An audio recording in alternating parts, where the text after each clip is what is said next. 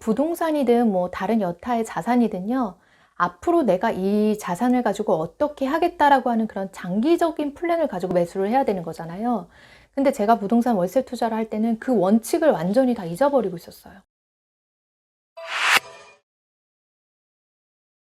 반갑습니다. 한주주입니다. 이번 한 주간은 부동산 투자 특집으로 준비를 했습니다. 먼저 다 털어놓고 말씀드리자면 저는 부동산 투자의 패배자예요. 근데 이 뼈저린 실패 경험에서 제가 뭔가 배운 게 있지 않겠어요? 유튜브 보시면 다들 막 성공 사례 위주로만 나오잖아요. 투자하다가 탈탈 털린 이야기 해주는 사람들은 거의 없을 거예요. 저 부동산 공부할 때도 역시 그랬었어요. 부동산 강사님들이 힘든 시기랑 뭐 실패 시기 이런 것들 다 겪고 일어서신 분들이 많이 있는데 망한 이야기는 진짜 친해져야지 해주시더라고요. 근데 저는 제 부동산 투자 실패 경험을 여기에서 좀 말씀을 드려보려고 합니다. 여러분들은 저와 같은 실수를 반복하지 않으셨으면 좋겠어요. 제 실패 사례는 3개가 있는데요. 첫 번째는 오피스텔 월세 투자 실패고요. 그리고 두 번째, 세 번째 실패는 무피 투자 그리고 소액 투자 실패예요. 부동산으로 돈 벌 생각 있으신 분들은요, 오늘 이 실패담을 꼭 보고 시작하시기 바랍니다. 먼저 오피스텔 월세 투자 실패했던 때를 말씀을 드릴게요. 제가 2016년도 초반에 친구가 사는 오피스텔에 놀러 간 적이 있었어요.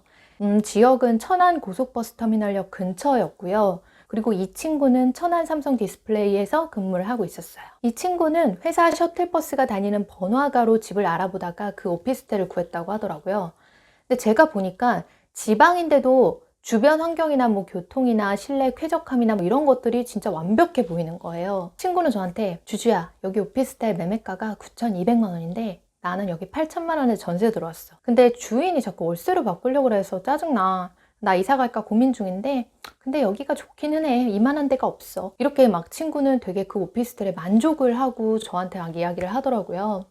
그래서 저는 막 이때 2016년 상반기였거든요. 그때 월세를 받는 오피스텔을 투자를 해야겠다 그렇게 결심을 했습니다. 2016년도에는요 수익형 부동산, 그러니까 월세 받는 투자가 인기가 되게 높았어요. 이때 은행 이자가, 그러니까 금리가 점점 떨어지는 시기였거든요. 은행 이자가 너무 적으니까 이거 안 되겠다 그렇게 생각한 투자자분들이 수익형 부동산으로 많이 들어갔었어요. 은행 이자가 당시 3.5% 정도였는데 수익형 부동산으로는 한 5% 이상 수익을 낼 수 있다라고 하는 그런 계산이 나왔거든요. 오피스텔이나 뭐 그냥 기타 수익형 부동산들 뭐 이런 것들 조금이라도 살펴보신 적 있으시면요, 수익률은 지방으로 갈수록 높아진다는 걸 알 수 있으실 거예요. 당시 2016년에는 저도 이제 멋모르는 30대 초반이었으니까 이때는 그냥 집값은 잘 안 오르니까 따박따박 월세 받는 투자 해야겠다 그렇게 생각을 했었고요. 이렇게 저처럼 생각하시는 투자자분들이 되게 많았어요. 그래서 이런 이제 투자의 분위기에 휩쓸려 가지고 제가 투자의 중심을 완전히 진짜 잃어버렸습니다. 근데 부동산이든 뭐 다른 여타의 자산이든요, 앞으로 내가 이 자산을 가지고 어떻게 하겠다라고 하는 그런 장기적인 플랜을 가지고 매수를 해야 되는 거잖아요. 근데 제가 부동산 월세 투자를 할 때는 그 원칙을 완전히 다 잊어버리고 있었어요. 그냥 단지 그냥 그 월세에 딱 꽂혀가지고 그 꿈에 부풀어가지고 무작정 천안 오피스텔 매수를 했던 거죠. 그리고 제가 오피스텔 투자를 하면서 이런 표와 같이 계획을 세웠어요. 매가가 한 9천만 원이고, 그리고 내가 이 9천만 원을 100% 신용대출로 메꾸면 그 연간 이자가 한 315만 원 나올 거잖아요. 여기다 월세를 한 달에 43만 원을 받으면 연간 수익이 516만 원이 나오는 거죠. 은행 이자가 315만 원인데 월세가 1년에 한 516만 원 들어온다. 이거 완전 개이득이네? 이렇게 생각을 했던 거죠. 근데 저는 진짜 아무 생각도 없었던 게 오피스텔 취등록세가 그렇게 큰지 몰랐어요. 9천만 원 오피스텔 취등록세가 한 400만 원이 넘더라고요. 부동산에서는 이런 거 얘기도 안 해줘요. 그냥 뭐 당연히 알고 있겠다 생각했을 수도 있죠. 그리고 월세 세입자는요, 그냥 제가 내놓기만 하면 다 구해지는 줄 알았어요. 여기에다가 또 매매할 때 뭐 이렇게 세입자 구할 때 부동산 수수료도 만만치 않았거든요. 근데 그 복비 같은 것도 하나도 생각을 안 했어요. 또 오피스텔에 주기적으로 문제가 생겨서 그거 막 관리하고 수리하고 이러는데 돈이 되게 많이 드는 거예요. 그렇게 돈이 많이 들 줄도 몰랐어요. 월세 따박따박 받기는커녕 이분이 진짜 월세 세입자가 얼마나 그 월세를 밀리는지 그게 계속 막 연체가 돼가지고 제가 진짜 스트레스 받았어요. 월세는 따박따박 안 들어오는데 재산세나 뭐 토지세나 이거 각종 세금 같은 거는 정말 따박따박 나오고요. 그리고 한 번은 되게 크게 문제가 좀 발생을 했었어요. 누수 문제였는데 이 누수가 진짜 돈이 많이 들어요. 이 누수가 잘못하면요, 아랫집 수리비까지 물어줘야 되거든요. 이 누수가 심하면 막 2개, 3개 층까지 물이 새는데 그러면 그 2, 3집 수리비를 내가 다 물어줘야 되는 거예요. 저는 진짜 아무것도 몰랐어요. 어떻게 이렇게 아무것도 모르고 용감하게 제가 투자를 했는지 진짜 모르겠어요. 오피스텔을 매수를 한 다음에 1년도 안 돼서 이건 내가 진짜 실패한 투자구나. 이게 생각이 확 들더라고요. 그래서 제가 이 오피스텔을 빨리 매도를 하려고 내놨는데 이게 웬걸 월세 세입자가 그 집을 이런저런 핑계를 대면서 안 보여주는 거예요. 제가 진짜 간신히 그 월세 세입자를 내보내고 그 집에 들어가 보니까 아주 그 집이 진짜 엉망이었어요. 이 상태로 내가 집을 내놔서는 팔리지도 않을 것 같은 거예요. 그래가지고 이거 300만 원 정도 들여가지고 내부 그 수리를 싹 하고 시세보다 더 저렴하게 그 오피스텔을 내놨어요. 이 오피스텔이 제가 너무 안 팔려가지고 부동산에 웃돈을 얹어준다고 약속까지 하면서 간신히 팔았어요. 이 오피스텔을 매매 가격을 확 낮춰가지고 제가 8천만 원에 매도를 했거든요. 제가 산 가격이 9천만 원이었는데 매매가에서만 일단 1,000만 원 손해를 봤고요. 취등록세랑 뭐 각종 세금이랑 복비랑 수리비랑 이렇게 다 부수적으로 들어간 돈까지 다 합하니까 제가 손해가 한 2천만 원이 넘더라고요. 그 9천만 원 오피스텔을 사서 고생은 고생대로 하고 손해 2천만 원 넘게 나고 이게 도대체 뭔가요? 그래서 제가 이제 1,000원 오피스텔 투자를 하면서 따박따박 월세 받는 그런 투자의 현실을 알았어요. 매월 내가 눈에 보이는 그 월세만 생각할 게 아니라 부동산은요, 구체적으로 어떤 비용이 나가는지를 정말 꼼꼼하게 살펴야 돼요. 그리고 가능하면 수리 같은 거 있잖아요. 인테리어나 리모델링이나 뭐 전등을 간다든가. 그거 직접 손품이나 발품 팔아가면서요, 직접 하시면서 비용을 줄여야 돼요. 이런 데 들어가는 돈이 되게 많거든요. 그리고 부동산의 꽃은 임장이 아니라 세금이에요, 세금. 세금 이거 진짜 잘 파악하고 들어가셔야 돼요. 안 그랬다가는 진짜 본전도 못 찾는다 하는 거를 뼈저리게 제가 겪었어요. 오피스텔 투자에 실패를 한 다음에 제가 눈을 돌린 곳이 어디였냐면요. 바로 부동산 소액 투자였어요. 당시 서점에는 제 이제 30대 초반의 호기심을 자극하던 책들이 있었는데 어떤 거가 있었냐면요. 35세의 아파트 200채를 사들인 뭐 젊은 부자 투자 이야기, 그리고 나는 갭 투자로 300채 집주인이 되었다, 뭐 이런 류의 책들이 좀 많이 있었거든요. 이게 지금 같은 규제 분위기 속에서는 조금 어려운 투자기는 하죠. 근데 이런 책들이 나온 시점이 2015년 그리고 16년 때쯤이었거든요. 그때는 다주택자를 규제하던 때가 아니었어요. 부동산 침체기여가지고 정부는 막 빚내서 집 사라고 이렇게 권장을 했었기도 하고요.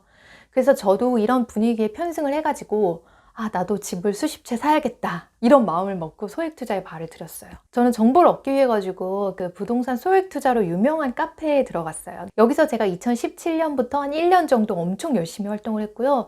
그때 돈도 되게 많이 들었어요. 강의료만 한 수백만 원? 뭐 1,000만 원 미만으로 들었던 것 같아요. 당시 이 카페에서는요, 소액으로 지방에 갭 투자하자 그런 바람이 불고 있었어요.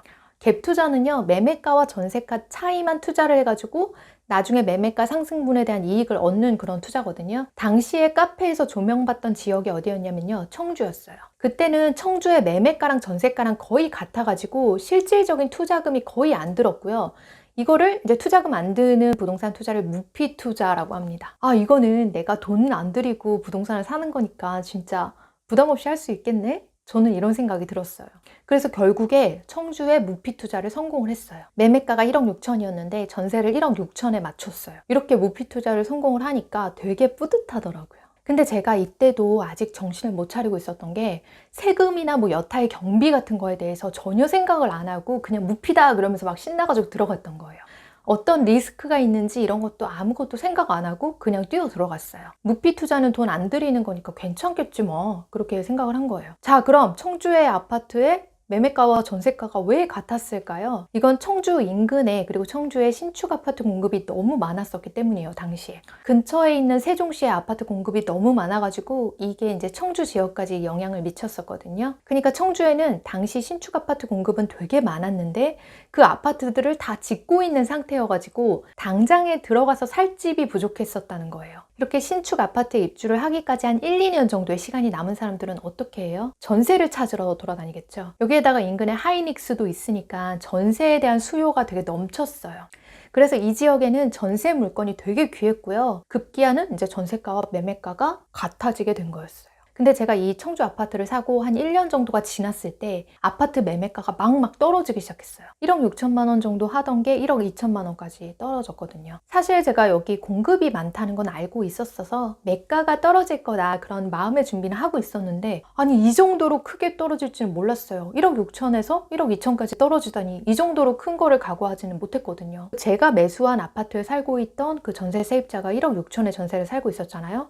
근데 매매가가 한 1억 2천까지 떨어지니까 세입자가 난리가 났어요. 그 세입자분이 역전세가 불안하셨던 거예요. 근데 불안한 거는 저도 마찬가지였어요. 왜냐면 제가 무슨 신용불량자 될 거 아니잖아요. 그럼 매가가 얼마가 떨어졌든 관계없이 제가 이 세입자한테 1억 6천을 다 반환을 해줘야 되는 거니까 진짜 한숨이 나더라고요. 매매가가 1억 2천인데 전세가가 1억 6천이니까 제가 이제 최악의 상황에는 4천만 원이 마이너스가 나는 거잖아요.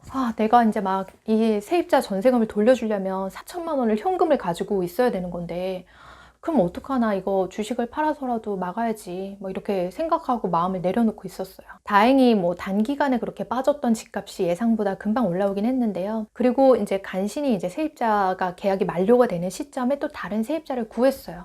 와, 진짜 이렇게 하나하나 해결해 나가는 과정이 속된 말로 똥줄이 타더라고요. 그렇게 간신히 구한 세입자는 올수리 리모델링을 제가 해준다라고 하는 전제로 1억 4천의 전세를 계약을 했어요. 그래서 전에 있던 세입자 전세금 1억 6천을 반환을 해주고, 그리고 1,000만 원 들여서 내부 올수리를 다 하고, 그렇게 하고 나니까 진짜 남는 게 없는 거예요. 이렇게 내가 진짜 처음에는 무피 투자다라고 막 좋아했는데 결국에는 한 3천만 원이나 되는 큰 돈을 다 들인 거예요. 근데 새로운 세입자는 또 엄청 까탈스러웠어요. 사소한 일로 막 하루에 몇 번씩이나 전화를 하고, 진짜 회사 다니는데 힘들더라고요. 이때 이런 생각이 제가 들더라고요. 내가 대체 무엇을 위해서 이렇게 하고 있는 건가? 진짜 머리 아프다. 이거 돈도 안 되는데 신경 쓸 건 진짜 많네. 내가 그냥 이 돈을 주식에다가 그냥 묵혀놨으면 편하게 돈 버는 건데, 나 지금 뭐 하고 있는 거야? 근데 다행히 이후에 청주 집값이 꽤 올라가는 것 같더라고요. 그러다가 갑자기 청주가 무슨 규제 지역으로 묶였어요. 정부의 규제 때문이었는데 진짜 이때는 화가 막 폭발하더라고요. 이 아파트를 내가 더 가지고 있으면 오를 거라는 생각은 드는데 정책이 막 계속 바뀌면서 요동을 치는 거예요. 그래서 마음이 너무 불안하고 불편하더라고요. 게다가 다주택자에 대한 규제가 막 너무 점점점 심해지니까 그냥 결국에 집 한 채만 남기는 걸로 결정을 했어요. 그래서 1억 6천에 샀던 청주 아파트는 1억 6,500만 원에 매도를 했는데, 세금이랑 수리비랑 그리고 부동산 수수료 이런 것들 저런 것들 다 제하고 나면은 이것도 손해가 2천만 원이 넘었어요. 부동산 무피 투자도 결국 이렇게 실패로 돌아갔습니다. 여러분들도 혹시 과거에 저처럼 오피스텔이나 뭐 수익형 부동산 사가지고 월세를 받고 싶다 그런 생각을 하신 적 있으신가요? 아니면 혹시 뭐 전세가랑 매매가랑 똑같이 맞춰서 하는 그런 무피 투자를 원하시나요? 그렇다면 제 이 실패 사례를 잘 참고하셔가지고 꼼꼼하게 그리고 치밀하게 투자를 하시기를 바라겠습니다. 부동산 투자는 정말 꼼꼼하셔야 돼요. 부동산은 세금이나 기타 부수적으로 들어가는 비용이 엄청나게 많거든요. 이걸 하나도 빠짐없이 다 계획에 넣으셔야 됩니다. 그냥 머릿속에서 막 그냥 계산기 두드려가지고 그렇게 하지 마시고요. 엑셀 돌려가지고 꼼꼼하게 비용 다 체크하고 리스크 뭐 있는지 다 체크하시고요. 그리고 수익성까지 분석하고 앞으로 내가 이 부동산 투자 물건을 어떻게 처리할지까지 계획을 다 세워 놓으신 다음에 투자를 하셔야 돼요. 여기에다가 부동산은요, 매가 흐름이 사이클을 타거든요. 이게 지역마다 달라요. 서울 다르고요, 지방 다르고요, 뭐 울산 다르고 부산 다르고 다 달라요. 그런 것들을 다 알고 투자를 하셔야 돼요.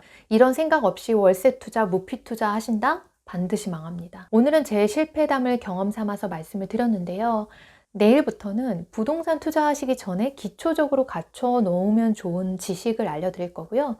그리고 저와는 달리 또 소액 투자 성공하시는 분들 있잖아요. 그런 분들은 왜 성공하셨는지 그 사례를 조금 위주로 해가지고 말씀드려 보겠습니다. 자, 오늘은 여기까지예요. 주주님들 오늘도 편안한 밤 되세요.